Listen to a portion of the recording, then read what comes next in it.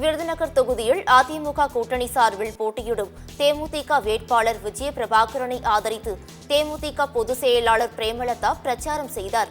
அப்போது பேசிய அவர், கேப்டன் இருந்து 100 நாட்கள் கூட ஆகாத நிலையில் வாக்கு கேட்டு வந்துள்ளேன் என்றும் 2 நாட்கள் சாப்பிடாமல் சென்னைக்கு வந்து கண்ணீர் அஞ்சலி செலுத்தியவர்களுக்கு கடமைப்பட்டுள்ளேன் எனவும் உருக்கமாக கூறினார்.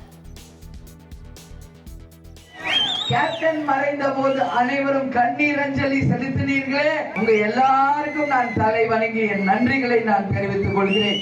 ஏன்னா தமிழ்நாடு முழுக்க சென்னைக்கு வந்து கேப்டனுக்கு மலரஞ்சலியும் நினைவஞ்சலியும் செலுத்தின என் மக்களுக்கு நான் என்றைக்கும் என் வாழ்நாள் முழுவதும் கடமைப்பட்டு இருக்கிறேன். 2 நாட்கள் யாரும் சாப்பிடாம டிவி முன்னாடி உட்கார்ந்து கேப்டனுக்காக மலரஞ்சலியும் கண்ணீர் அஞ்சலியும் செலுத்தினீங்களே, உங்க வீட்டுல ஒரு துக்க நிகழ்வு நடந்தது போல என் லைஃப் டைம் நான் அதை மறக்க மாட்டேன்.